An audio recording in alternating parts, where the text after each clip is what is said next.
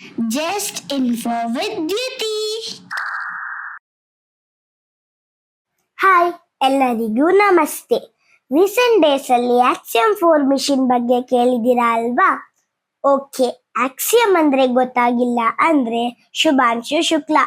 ಈಗ ಗೊತ್ತಾಗಿರ್ಬೇಕಲ್ವಾ? ಇನ್ನ ಸರ್ಪ್ರೈಸಿಂಗ್ ಆಗಿ ಏನಪ್ಪಾ ಇದೆಲ್ಲ ಅಂತ ನೋಡ್ತಿರೋರ್ಗೆ ಈ ವಿಡಿಯೋ. ಇಲ್ಲಿ ಕೆಲವೊಬ್ಬರಿಗೆ ಶುಭಾಂಶು ಶುಕ್ಲಾ ಅವರು ISS ಅಂದ್ರೆ ಇಂಟರ್ನ್ಯಾಷನಲ್ ಸ್ಪೇಸ್ ಸ್ಟೇಷನ್ಗೆ ಹೋಗಿದ್ರು ಅಂತ ಗೊತ್ತು.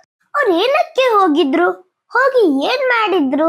ಅಯ್ಯೋ, ಅದೇನೆಲ್ಲ ಹೇಳ್ತಿದ್ರು ಸರಿಯಾಗಿ ಅರ್ಥ ಆಗಿಲ್ಲ ಅನ್ನೋರ್ಗೆ, ಅವರು ಸ್ಪೇಸ್ಗೆ ಹೋಗಿದ್ರಂತೆ, ರಿಸರ್ಚ್ ಮಾಡಿದ್ರಂತೆ, ವಾಪಸ್ ಬಂದ್ರಂತೆ ಅನ್ನೋರ್ಗೆ ಗೊತ್ತಲ್ಲ. ಇದು just info with Dutee, as simple as it is. ಈ ಜರ್ನಿಯಲ್ಲಿ ಹೇಗೆ ಸ್ಟಾರ್ಟ್ ಆಯ್ತು ಗೊತ್ತಾ?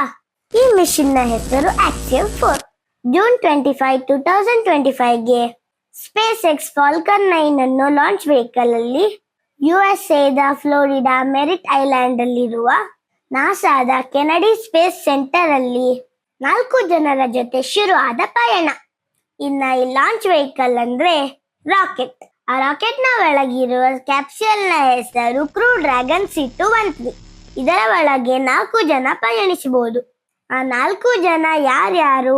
ಮೊದಲು ಭಾರತದ ಶುಭಾಂಶು ಶುಕ್ಲಾ, ಇವರು ಪೈಲಟ್. ಇನ್ನ USA ಪೆಗ್ಗಿ ವಿಟ್ಸನ್, ಇವರು ಕಮಾಂಡರ್. ಇನ್ನ ಹಂಗೇರಿಯಿಂದ ಟಿಬೋರ್ ಕಾಪು, ಇವರು ಮಿಷನ್ ಸ್ಪೆಷಲಿಸ್ಟ್. ಇನ್ನ ಪೋಲ್ಯಾಂಡ್ ನಿಂದ ಇವರ ಹೆಸರು ಕೇಳಿ ನಂಗೆ ಸ್ವಲ್ಪ ಗಾಬರಿ ಆಯ್ತು. ನೀವೇ ಕೇಳಿ, ಸ್ಲಾವು ಸುಸ್ನಾಸ್ಕಿ ವಿಸ್ನಾಸ್ಕಿ. ಈ ಪೋಲ್ಯಾಂಡ್ ಅಂಕಲ್ಲು ಮಿಷನ್ ಸ್ಪೆಷಲಿಸ್ಟೇ. ಇನ್ನ ಇವರೆಲ್ಲರೂ ಹೊರಟಿದ್ದು ಇಂಟರ್ನ್ಯಾಷನಲ್ ಸ್ಪೇಸ್ ಸ್ಟೇಷನ್ಗೆ. ಸ್ಪೇಸ್ ಸ್ಟೇಷನ್ ಅಂದ್ರೆ ಮೋಡದ ಮೇಲೆ ತೇಲ್ತಿರುವ ಜೈಂಟ್ ಸೈನ್ಸ್ ಹೌಸ್. ಅಲ್ಲಿ ಆಸ್ಟ್ರೋನಾಟ್ಸ್ ರಿಸರ್ಚ್ ಮತ್ತೆ ಸೈನ್ಸ್ ಎಕ್ಸ್ಪೆರಿಮೆಂಟ್ಸ್ ಮಾಡ್ತಾ ಇರ್ತಾರೆ. ಈಗ ಈ 4 ಜನ ಸ್ಪೇಸ್ ಸ್ಟೇಷನ್ಗೆ ರೀಚ್ ಆದ್ರು. ಮತ್ತೆ ಇವರು ಸೈಂಟಿಫಿಕ್ ರಿಸರ್ಚ್ ಮತ್ತೆ ಟೆಕ್ನಾಲಜಿ ಡೆಮಾನ್ಸ್ಟ್ರೇಷನ್ಗೆ ಮತ್ತೆ ಬೇರೆ ಕೆಲವು ವಿಷಯಗಳಿಗೆ ಹೋಗಿದ್ರು. ಓಕೆ, ಇಲ್ಲಿ ಇಂಡಿಯಾದ ಶುಭಾಂಶು ಶುಕ್ಲಾರವರ ಪಾತ್ರ ಏನು? ನಾವು ಮೇಜರ್ 6 ವಿಷಯಗಳ ಬಗ್ಗೆ ರಿಸರ್ಚ್ ಮಾಡಿದ್ನ ನೋಡೋಣ. Research number 1, muscle regeneration. ಅಂದ್ರೆ ಸ್ಪೇಸ್ ಅಲ್ಲಿ ನಮ್ಮ ಮಸಲ್ಗೆ ಗಾಯ ಆದಾಗ ಯಾವ ತರ ರಿಕವರ್ ಆಗುತ್ತೆ ಅಂತ. Research number 2, seed sprouting and crop viability. ಅಂದ್ರೆ ಬೀಜ ಹಾಕಿ ಮೊಳಕೆ ಬರ್ಸಿ ಗಿಡ ಆಗೋ ಪ್ರೋಸೆಸ್ ನ ಚೆಕ್ ಮಾಡಿದ್ವಿ ಸ್ಪೇಸ್ ಅಲ್ಲಿ. ಓ, ಹಂಗಂದ್ರೆ ಮುಂದೆ ನಮ್ ಫಾರ್ಮಿಂಗ್ ಎಲ್ಲ ಸ್ಪೇಸ್ ಅಲ್ಲೇನಾ? Research number 3, cyanobacteria studies. ಅಂದ್ರೆ ಟೈನಿ ಲಿವಿಂಗ್ ಥಿಂಗ್.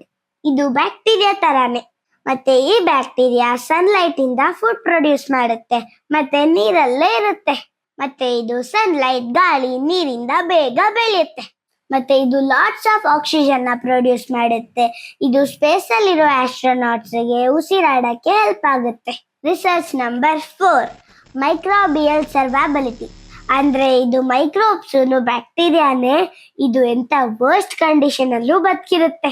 ಯಾವ ವರ್ಸ್ಟ್ ಕಂಡೀಷನ್ ಅಂದ್ರೆ high boiling temperature, high freezing point, high radiation ಮತ್ತೆ ಎಷ್ಟೋ ವರ್ಷ ನೀರಿಲ್ದೇನು. ಇನ್ನ ವರ್ಸ್ಟ್ ಅಂದ್ರೆ ಈ ಬ್ಯಾಕ್ಟೀರಿಯಾನ ಔಟರ್ ಸ್ಪೇಸ್ ಅಲ್ಲಿ ಇಟ್ಟು ಮತ್ತೆ ಚೆಕ್ ಮಾಡಿದಾಗ ಈ ಮೈಕ್ರೋಬ್ಸ್ ಇನ್ನ ಬದುಕಿತ್ತು. Research number 5, cognitive performance. ಅಂದ್ರೆ ಭೂಮಿಯಲ್ಲಿ ಸಿಸ್ಟಮ್ ಯೂಸ್ ಮಾಡೋ ತರ ಗ್ರಾವಿಟಿ ಸ್ಪೇಸ್ ಅಲ್ಲಿ ಇರಲ್ವಲ್ಲ, ಅಲ್ಲಿ ಆಸ್ಟ್ರೋನಾಟ್ಸ್ ಮತ್ತೆ ಎಲೆಕ್ಟ್ರಾನಿಕ್ ಸಿಸ್ಟಮ್ಸ್ ಗಳೆಲ್ಲ ತೇಲ್ತಾನೆ ಇರುತ್ತೆ. ಸೊ ಈ ತರ ಇರ್ಬೇಕಾದ್ರೆ ಆಸ್ಟ್ರೋನಾಟ್ ಸಿಸ್ಟಮ್ಸ್ ನ ಹೇಗೆ ಯೂಸ್ ಮಾಡ್ಬೋದು?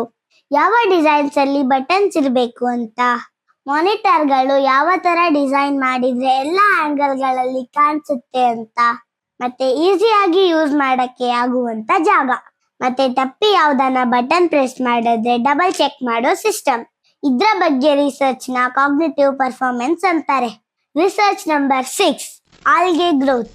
ನಾಲ್ಗೆ ಅಲ್ಲ, ಆಲ್ಗೆ. ಆಲ್ಗೆ ಅಂದ್ರೆ ಎಲ್ಲಾರ್ಗೂ ಗೊತ್ತಿದೆ. ಸುಮಾರು ಜನ ಇದರಿಂದ ಜಾರ್ ಬಿದ್ದಿದ್ದಾರೆ. ಅದೇ ಪಾಚಿ. ಈ ಪಾಚಿ ಸನ್ಲೈಟ್ ಇಂದ ಆಕ್ಸಿಜನ್ ನ ರಿಲೀಸ್ ಮಾಡುತ್ತೆ.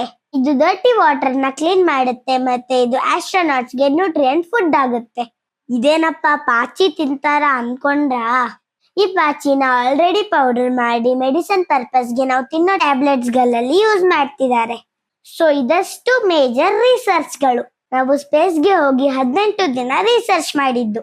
ಮತ್ತೆ ವಾಪಸ್ ಭೂಮಿಗೆ ಬಂದಿದ್ದು ಜುಲೈ 14, 2025ಗೆ ಫ್ಲೋರಿಡಾದ ಅಟ್ಲಾಂಟಿಕ್ ಓಷನ್ ನಲ್ಲಿ. ಸ್ಪೇಸ್ ಎಕ್ಸ್ ಕ್ರೂ ಡ್ರ್ಯಾಗನ್ ಅನ್ನೋ ಕ್ಯಾಪ್ಸೂಲ್ ಅಲ್ಲಿ ಫ್ಲೋರಿಡಾದ ಅಟ್ಲಾಂಟಿಕ್ ಓಷನ್ ನಲ್ಲಿ ಲ್ಯಾಂಡ್ ಆದ್ರು. ಇಷ್ಟೆಲ್ಲ ಆಗಿದ್ದು 21 ದಿನದ ಜರ್ನಿ. ಈಗ ಈ ಮಿಷನ್ ನ ಹೈಲೈಟ್ಸ್. ಶುಭಾಂಶು ಶುಕ್ಲಾರವರು ಸೆಕೆಂಡ್ ಇಂಡಿಯನ್ ಆಸ್ಟ್ರೋನಾಟ್, ಸ್ಪೇಸ್ಗೆ ಟ್ರಾವೆಲ್ ಮಾಡಿದವರು. ಹಾಗಾದ್ರೆ ಫಸ್ಟ್ ಆಸ್ಟ್ರೋನಾಟ್ ಯಾರು? ರಾಕೇಶ್ ಶರ್ಮಾ ರವರು ಫಸ್ಟ್ ಇಂಡಿಯನ್ ಆಸ್ಟ್ರೋನಾಟ್, ಸ್ಪೇಸ್ಗೆ ಟ್ರಾವೆಲ್ ಮಾಡಿದ್ದು 1984 ಅಲ್ಲಿ. ಆದ್ರೆ ಶುಭಾಂಶು ಶುಕ್ಲಾರವರೇ first Indian astronaut, international space ಸ್ಟೇಷನ್ಗೆ ಟ್ರಾವೆಲ್ ಮಾಡಿದವರು.